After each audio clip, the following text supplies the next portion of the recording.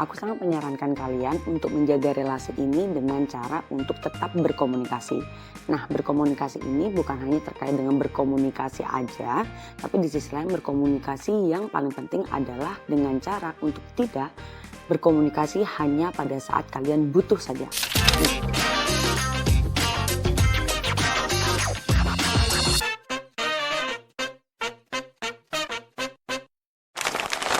Hai guys, welcome to my YouTube channel again, Diki Rahmawati, yang dimana kita akan ngebahas terkait dengan professionalism dan juga personal mindset hanya di channel ini.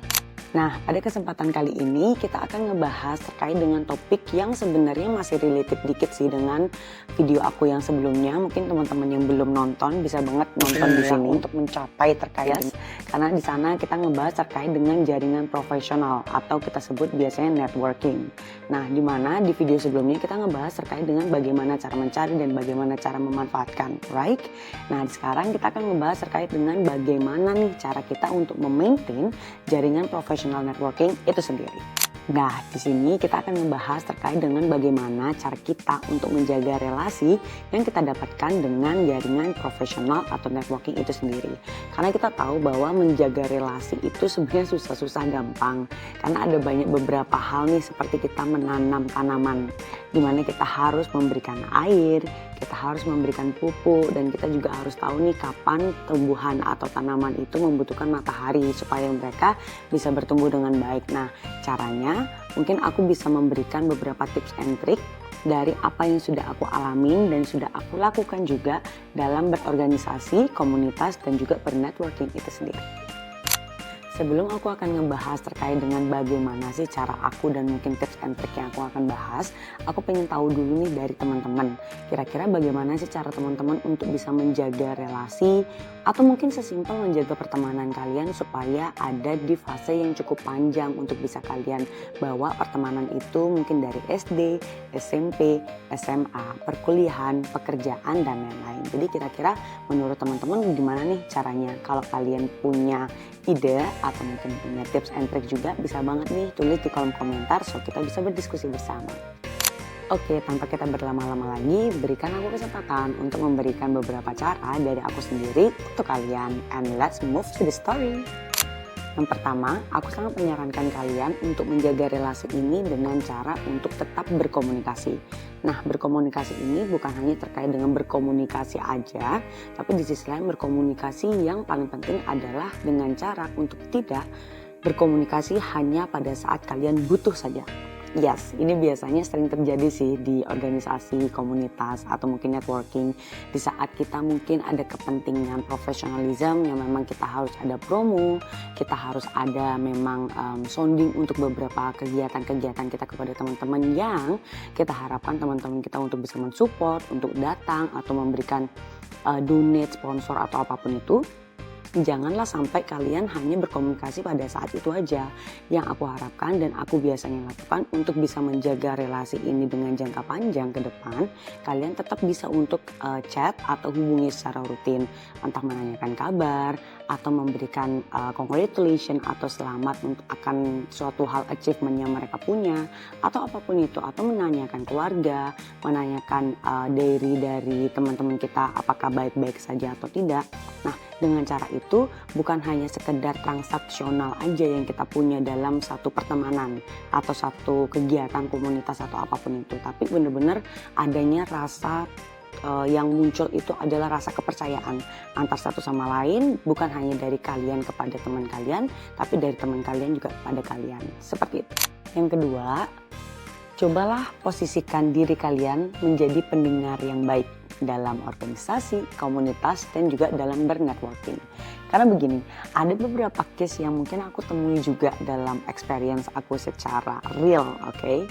Yang dimana kita tuh selalu fokus untuk menjadi orang yang selalu ingin didengarkan tanpa kita mau mendengarkan orang lain. Nah, di sisi lain, aku merasa bahwa kalau seandainya kita memposisikan diri kita seperti itu, it's kind of selfish, right? Dan di sisi lain, untuk case-case yang memang kita temui dengan orang-orang baru, orang-orang yang mungkin baru ingin interest kenal dengan kita, jika kita memposisikan diri seperti itu, mereka udah malas duluan untuk ngobrol sama kita karena ujung-ujungnya dari cerita itu lo lagi gitu. Jadi menurut aku harus ada portion nih dimana kalian bisa untuk mendengar, atau mungkin kalau seandainya dari teman pembicara kita membutuhkan saran, advice atau suggestion, nah porsi kita di situ ada. Jadi dalam obrolan itu tidak mendominasi satu sama lain gitu. Jadi aku harapkan kalian bisa mendapatkan positioning yang dimana kalian tahu bisa menempatkan diri di saat kalian harus memposisikan diri sebagai apa nih kepada teman pembicara kalian.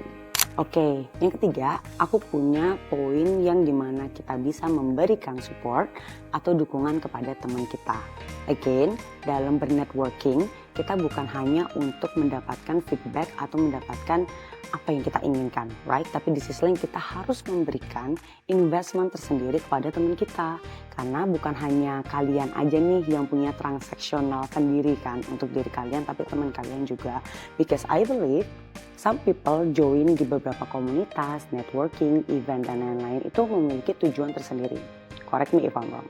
Tapi di sisi lain, kalau seandainya kalian bisa memposisikan diri kalian, bisa membantu teman kalian, kalian juga punya nilai lebih nih di mata teman-teman kalian, di mana kalian akan dirasa bisa diandalkan, cukup membantu mungkin dengan cara memberikan promosi, membantu mungkin di sosial media terkait dengan beberapa hal yang dibutuhkan oleh teman-teman kalian.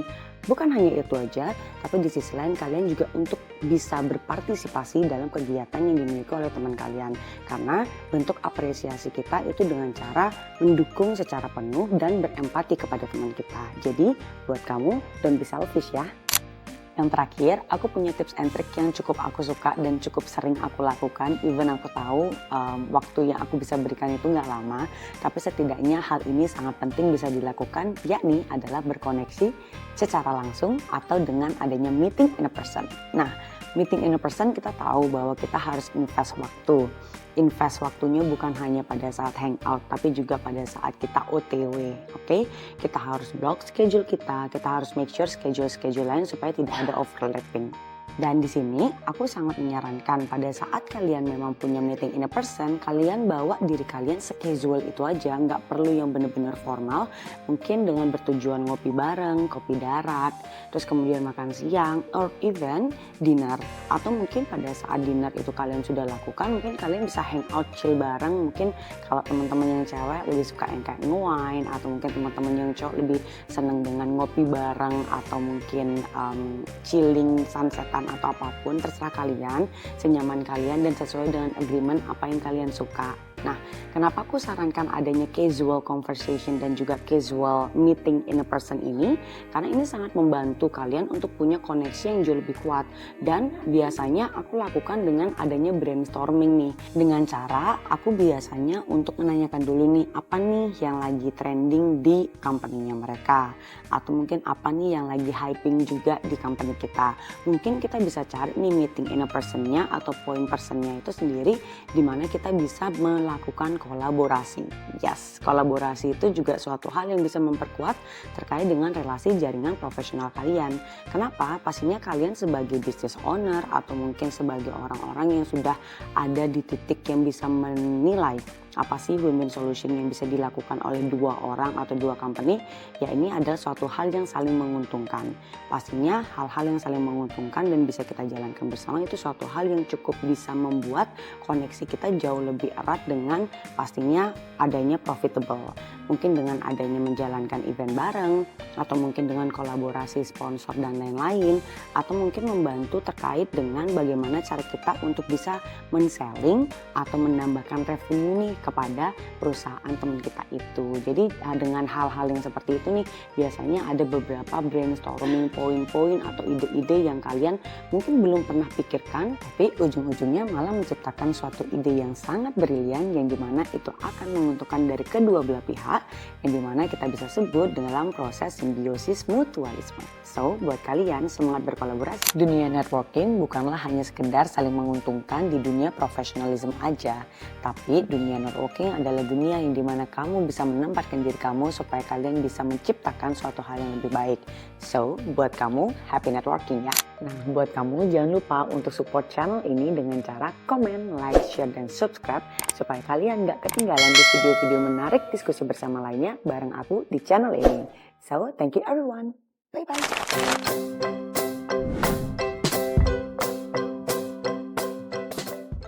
Bye-bye.